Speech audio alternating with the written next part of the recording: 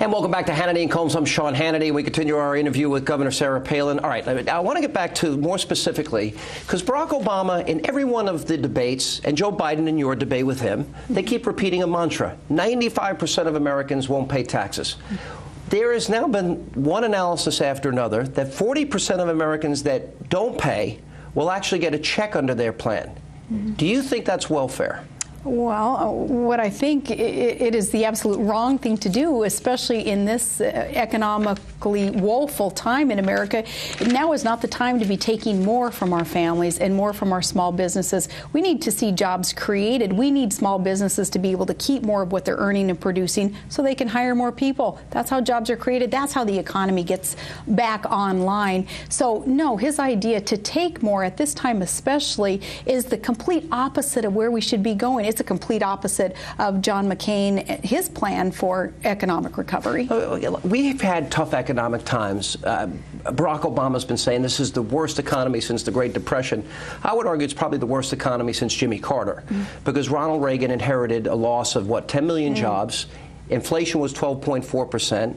Interest rates in America, if you can believe it, 21.5%. He dropped the top marginal rates from 70 to 28%, created 20 million new jobs, doubled revenues to the government, and gave us, at the time, the longest period of peacetime economic growth in history.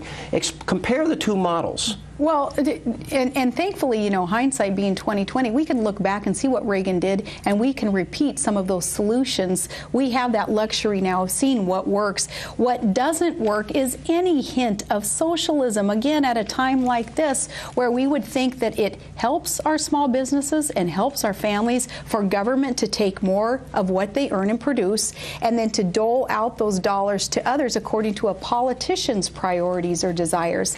That is not what will help. If we raise, as he's proposed, capital gains taxes, tax rates, if we raise windfall profits tax on companies, and some of the other tax, and spend $1 trillion new in spending. Right.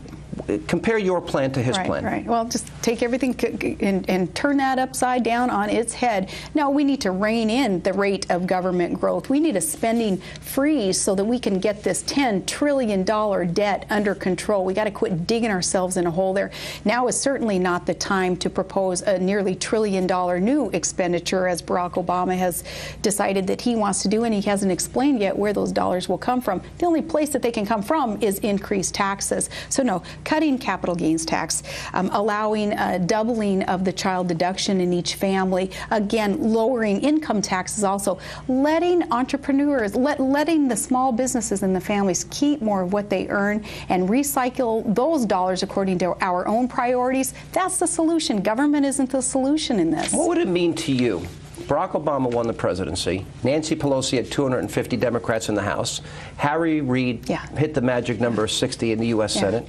What do you think that would mean for America? See, now this is part of the debate that I think you will see elevated, and more voters are going to start talking about this in the next few days.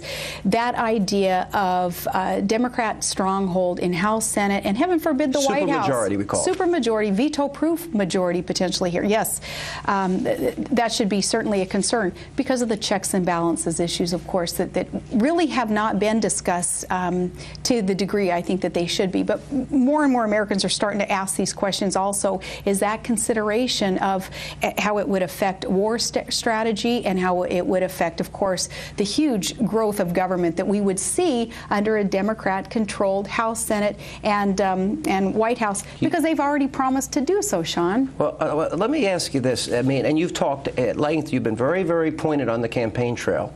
They waved the white flag of surrender. Right. This is redistribution of the wealth. Right. And you've made some other comments. You anger a lot of Democrats when you say pal around with terrorists, for example. But that's what you believe. That is what I believe, and I am not one to have the flowery speech talking around issues. I'm going to tell you, like, what I believe in, and I take a stand on issues that I so believe in, and that ruffles a lot of feathers, obviously, along the way. Well, let's talk about some of the attacks. For example, people have attacked, all right, the RNC spent $150,000 on clothes.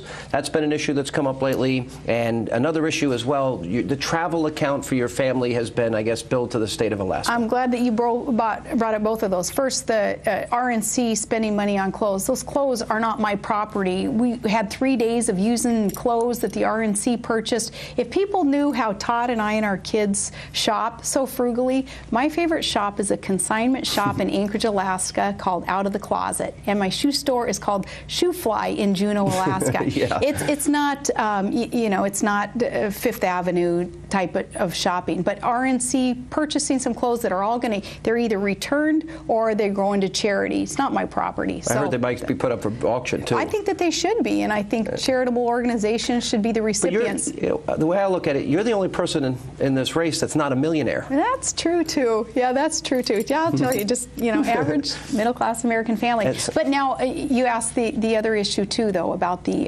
travel with your family. About the travel with the family. Every governor has traveled with family when it's a first family function, and it's always been charged to the state. That's part of the job. What I did was sell the governor's jet so that we could fly commercial and save the state a heck of a lot of money, which we have. We've cut the state's travel budget by about $400,000 by flying commercial, and it's nothing it's not unprecedented. There was a new poll that came out about the media coverage, and the negative coverage of Senator McCain is 57%, and there's more favorable coverage of Senator Obama. Well, imagine that, Jay. Yeah. What does that tell you, though, about journalism in America? I mean, you've lived through some of this now in the short time we have in this segment. I don't know what to say about it. I don't know, but I know that it sure seems to me out there in our rallies and discussing issues with everyday working class, good American families, they're very enthused about our ticket and wanting the change in government that we are promising and that we've committed to and that we can follow through on. Governor, when we come back, we're going to talk about Joe Biden's comments that if Barack Obama were elected president, we'd have, mark my words, an international crisis in the first 6 months. So we'll continue from just outside of Pittsburgh with Governor Sarah Palin exclusively here on Hannity and Colmes.